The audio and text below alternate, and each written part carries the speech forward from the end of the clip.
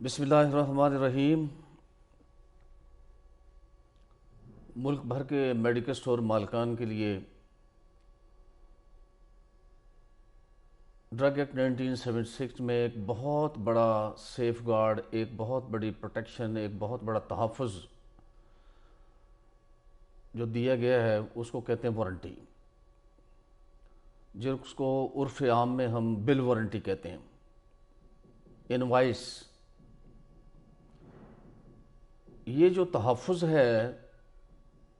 Drug act 1976 میں، یہ manufacturers کے لیے نہیں ہے، نہ امپورٹرز کے لیے ہے، نہ ہول سیلرز کے لیے ہے،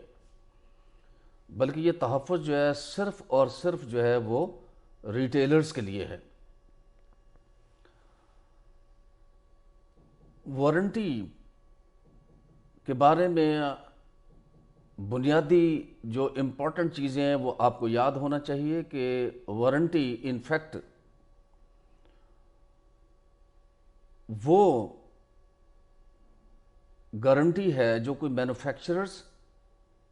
یا کوئی امپورٹر یا اس کا آتھورائز ایجنٹ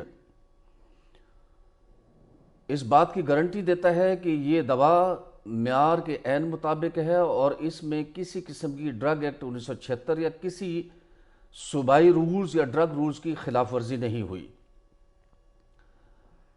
اور آپ کو یہ علم ہونا چاہیے کہ جب بھی آپ وارنٹی لیں، سب سے پہلے وارنٹی کے اوپر جو نیم آف دا سیلر، جس شخص نے آپ کو وارنٹی دی ہے اس کو سیلر کہتے ہیں، وارنٹر کہتے ہیں، اس کا نام اور پتہ اور ایڈریس، اس کا ڈرگ سے لائسنس نمبر، اور اچھی بات ہے اگر اس کا لینڈ لائن نمبر بھی دیا ہوا ہے تو، جس کو P T C L number کہتے ہیں۔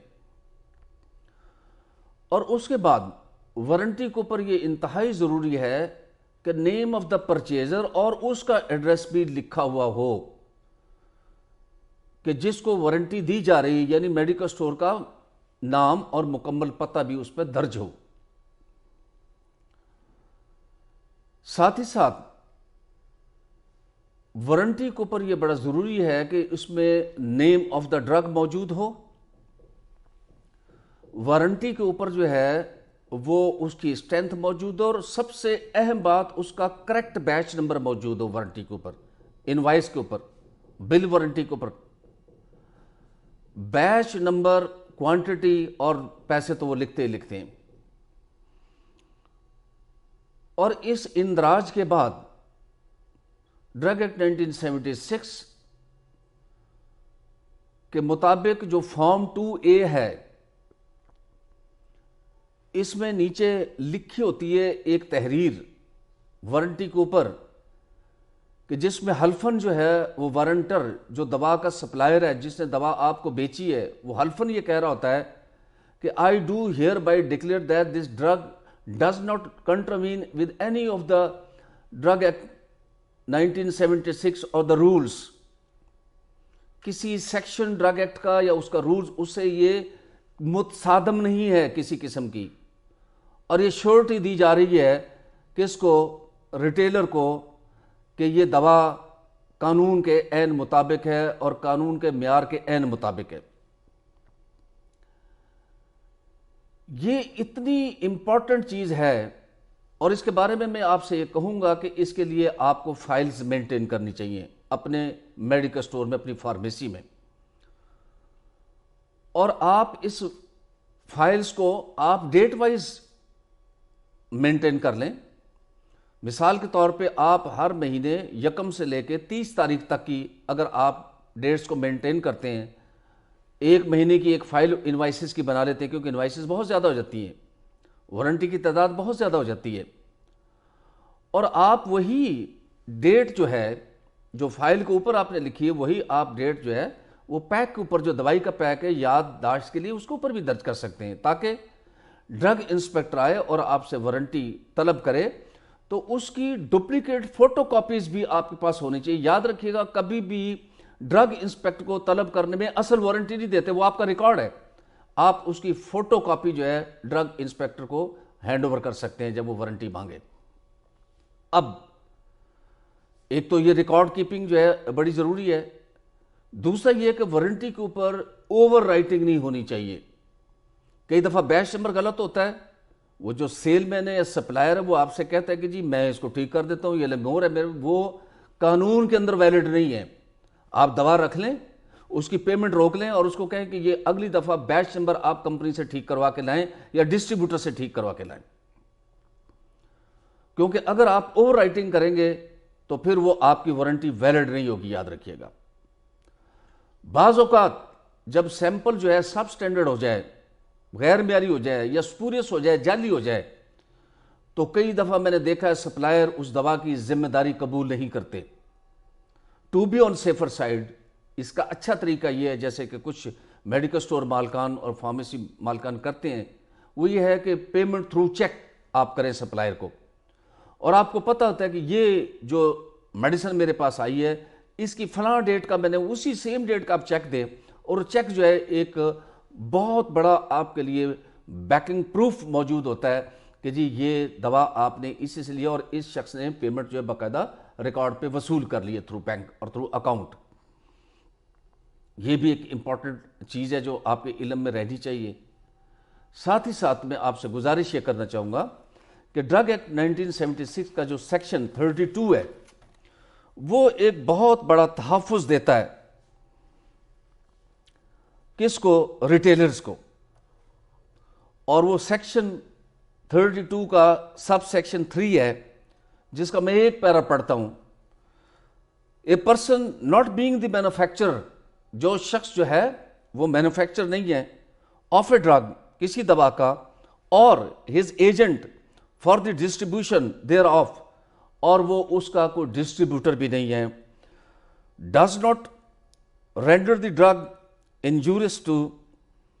Health, a person agent of the distributor thereof shall not be liable for the contravention of the section 23 of the Drug Act 1976.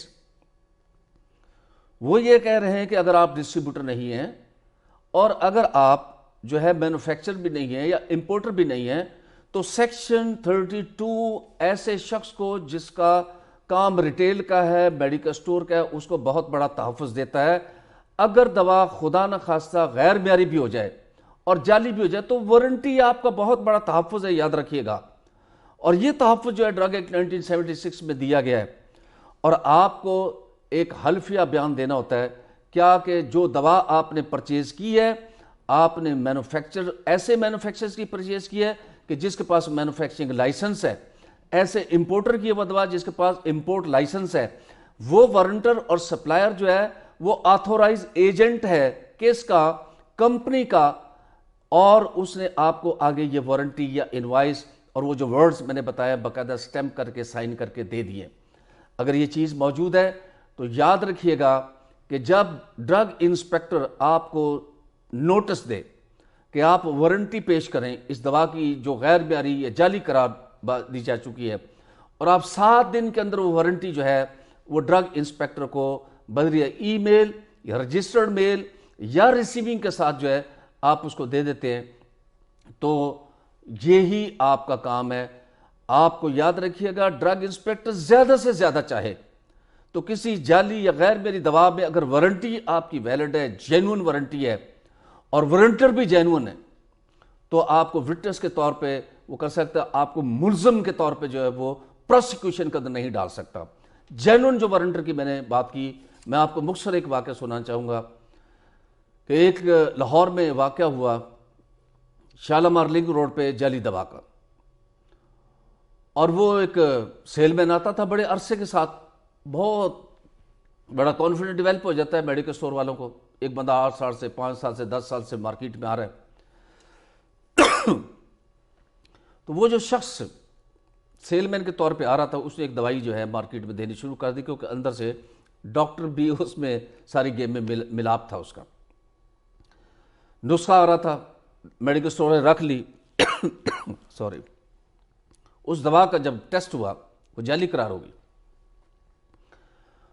اس پہ جو وارنٹی پہ ایڈریس دیا ہوا تھا، جو بڑا قابل اعتماد سیل مین جو ہے وہ وارنٹی لا کے دے رہا تھا مارکیٹ میں، اچھرا ایک جگہ لاہور میں، اس میں اس کا ایڈریس دیا ہوا تھا. تو جمیل صاحب تھے اس وقت ایریا ڈرگ انسپیکٹر، انہوں نے جب انویسٹیگیٹ کیا اس کیس کو تو جو وارنٹی کے اوپر وارنٹر کا ایڈریس دیا ہوا تھا، اسے میں کہتا ہوں کہ جینون ہونا چاہیے، آپ کو پتہ ہونا چاہیے کہ اس کا وجود ہے، سپلائر کا اور وارنٹر کا، اور واقعتاً یہ ایگزسٹ کرتا ہے کسی جگہ پر، اندھا دھند وارنٹی نہ لے۔ تو جب ڈرگ انسپیکٹر نے اس کیس کو انویسٹیگیٹ کیا، پتہ لگا کہ جو وارنٹر کا ایڈریس دیا ہوا ہے، سپلائر کا ایڈریس دیا ہوا ہے، جہاں سے وہ وارنٹی جاری کر رہا ہے، وہاں پہ موٹر سائیکلوں کی دکان کھلی ہوئی تھی۔ بہت وہ پھنس گئے سارے میڈیکل سٹور والے، حالانکہ ان کا اس میں قصور ہے۔ ایک اور اہم بات میں آپ کو بتا دوں، اگر آپ کی وارنٹی یا انوائس کے اوپر آپ نے جان بوجھ کر ایکسٹرا ڈسکاؤنٹ کے لالچ میں کہ آپ کو منافع زیادہ دے رہا ہے وہ بکنگ مین یا سپلائر یا وہ جو بندہ سپلائی کرنے والا دوائی کو، سیلز مین، اور آپ نے ایکسٹرا ڈسکاؤنٹ کے لالچ میں وہ دوا لے لی اور بعد میں وہ دوا جو ہے وہ جعلی یا غیر معیاری ہو جائے، تو پھر بھی آپ کا چھٹکارا نہیں ہے۔ کیوں کہ آپ نے اس پیسے کے لالچ میں جو ہے اس دوا کو جو ہے، اس میں آپ کی انٹینشن، جو نیت ہے، یاد رکھیے گا قانون میں بڑی امپورٹنٹ ہوتی ہے، اس میں آپ کی انٹینشن ظاہر ہو جاتی ہے کہ اس جعلی اور غیر معیاری دوا کو آپ نے اس لیے خریدا ہے کہ آپ کو ناجائز اور زیادہ منافع کا لالچ دیا گیا تھا۔ تو وارنٹی کو ہمیشہ آتھورائز ایجنٹ سے لیں۔ کوشش آپ کریں کہ آپ ریکگنائزڈ آتھورائزڈ ڈسٹریبیوٹر جو کمپنی کا ہے، یا کمپنی اگر ڈائریکٹ دوا دے رہی ہے مارکیٹ میں تو اس سے دوا پرچیز کریں۔ آپ چلتے پھرتے پیڈلر سے، آپ چلتے پھرتے لوگوں سے جن کا صرف جو ہے وہ بل وارنٹی پہ صرف موبائل نمبر ہوتا ہے، آپ خدا کے لیے ایسے چلتے پھرتے لوگوں سے ادویات نہ خریدیں۔ اور بعض اوقات وہ یہ آپ سے یہ کہتے ہیں کہ جی وارنٹی کی جب ضرورت ہوگی آپ کو دے دیں گے۔ جب وہ بیچ پکڑا جاتا ہے، جب وہ گروہ پکڑا جاتا ہے، وہ بندے ہی غائب ہو جاتے ہیں مارکیٹ سے، نظر ہی نہیں آتے، انہوں نے وارنٹی آپ کو کہاں سے دینی ہے۔ تو وارنٹی جو پارٹ اینڈ پارسل ہے آپ کی پرچیز کا، اور سب سے اہم بات ہے اس کے اوپر بیچ نمبر جو ہے ضرور چیک کریں،